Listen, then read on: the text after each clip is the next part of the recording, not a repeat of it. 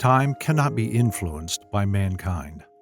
It gives each of us a beginning and an end, and this makes us question the significance of what comes between. But if you can create something time cannot erode, something truly timeless, this is the ultimate victory.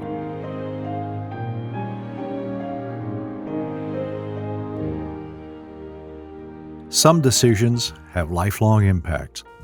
George Vaquero of Cupertino, California, made one small decision that would change his life forever. Instead of renting a car for his European vacation in the summer of 1967, he decided to do something different. He ordered a new Porsche 912 for factory delivery. He and his wife spent 3 happy months touring Europe in their new 912, crossing 10 countries before shipping the car home.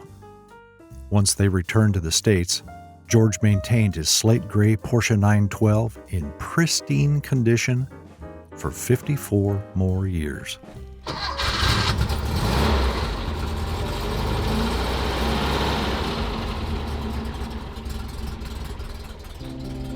George always loved cars. His first job out of college was working at the Ford assembly plant in Milpitas, California. After 5 years overseeing labor relations alongside the assembly of hundreds of thousands of Mustangs right outside his office door, George decided it was time for a change. His plan was to quit his job and take the trip of a lifetime to coincide with his wife Nancy's summer break from teaching. He would buy a new Porsche in Germany and then sell it when they returned to cover the cost of the trip. The Porsche 912 was introduced in 1965 as a less costly version of the new 911. It became an instant bestseller. It was in such high demand that the local dealership wasn't very interested in arranging for George's European delivery. Undeterred, he ordered the car through the local office of the California State Automobile Association, now known as AAA, which offered members a car buying service. It was April 3, 1967, George's 27th birthday. He paid $4,570. The Porsche factory soon acknowledged the order and indicated the car would be ready for delivery in mid-June.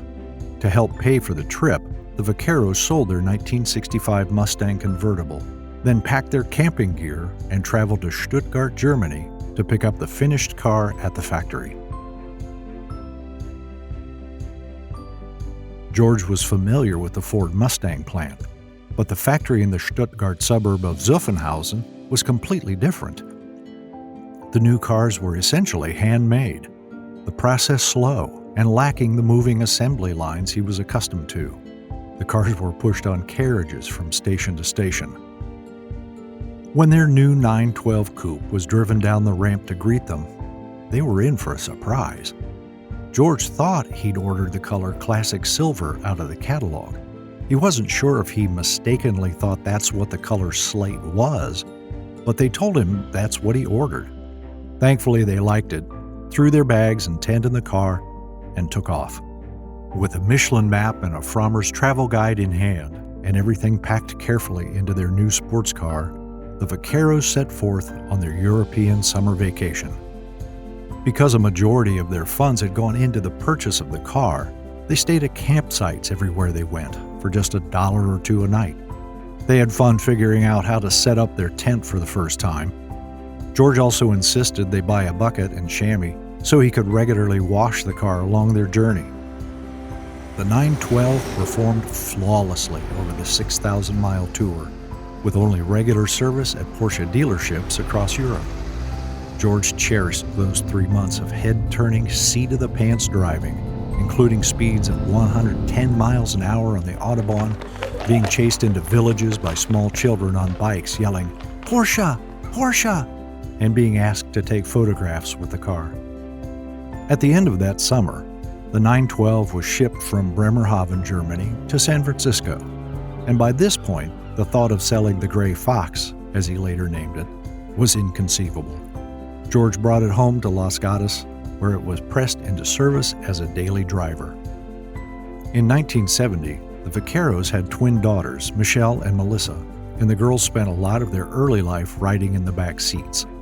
George even created sunshades over their car seats to make them more comfortable under the 912's expansive rear window. While settling into family life, the Vaqueros continued their adventures with the car over the next few years, with trips to Lake Tahoe ski resorts in the wintertime and camping under the redwoods in the summer.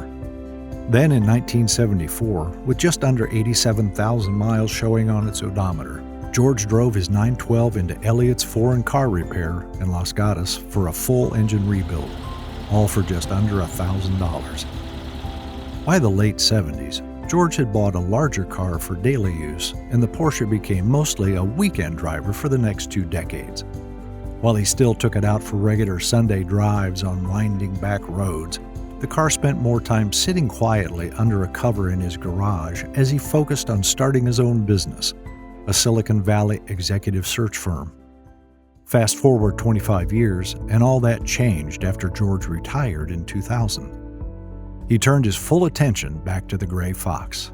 He began spending countless hours in his garage meticulously cleaning and polishing his car. He regularly showed up at the local cars and coffee gatherings, and he actively participated in the online 912 BBS bulletin board. Just was at a car fender fondle coffee deal in Portola Valley. Decided to take the car for a little ride. Ended up in Los Gatos, and now I'm headed back home. With this newfound interest in his old friend, he made the decision to enter the Porsche into car shows. He liked the attention the car received and took delight in having children and women pose with it for photos. And he went nowhere without his oversized storyboards to help explain the car's history. He was proud of keeping his 912 Survivor on the road and playing his part in preserving a tiny piece of the past. He loved how the Gray Fox seemed to encourage everyone who saw it to share their own nostalgic memories. Over the next 19 years, George entered a multitude of Concours d'Elegance events where he made new friends, took home numerous trophies, saw his car inside the pages of several well-known automotive magazines, and became an integral part of the Porsche 912 community. Despite all the hard work he put into the car, George never took the competition too seriously and was always quick with a smile or a joke. The car's most outstanding recognition came in 2011 at the Porsche Rennsport Reunion, held at Laguna Seca near Monterey, California. This Porsche festival was, and still is, the largest gathering of Porsches in the world. George's 912 was singled out amongst hundreds and hundreds of beautiful Porsches as being an exemplary, unrestored 1967, and shown to Dr. Wolfgang Porsche, the grandson of Ferdinand Porsche, the founder of the company that carries his family's name. Dr. Porsche looked the car over thoroughly and was pleased because it reminded him of his own first Porsche, which happened to be a red 1967 912. He autographed the window card, which George framed and kept as a prized possession, a token of recognition for a decades-long love. A few years ago, with 187,000 miles on the car, George again brought his 912 in for a major service, this time to BTM Motor Works in Campbell. They performed a full mechanical overhaul, bringing it back to factory specification. In the end, making the decision to buy and then keep the Porsche for 54 years provided immense fulfillment to George. Through this timeless driving machine, he was able to naturally combine his passions for cars, nostalgia, storytelling, and photography. Perhaps George put it best when he said, "Porsche has been an adventure ever since the moment I first sat behind the wheel at the factory. I loved every minute of driving it in Europe and since. It has been a long-time love affair, and I'm happy when it also brings pleasure to others."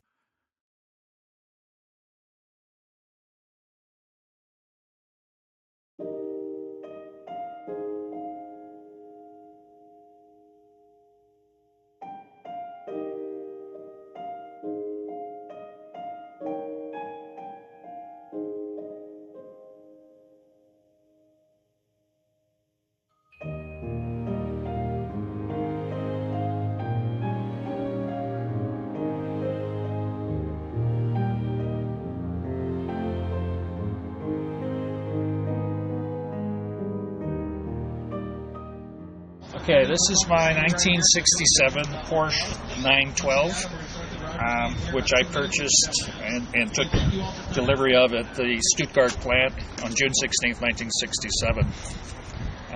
We left the plant and went on a 10-country, 3-month camping trip with this car. So we were kind of essentially lost for 3 months. And we camped in this tent, which I still have. And basically the camping was not like cooking like we do here and so forth. You could do that, but we didn't. We just pretty much picnicked and ate in little roadside cafes. I ordered this car on April 3rd, 1967, which is my birthday. Today is April 3rd, 2011. So today is my birthday. So it's a kind of an important day for both the car and me.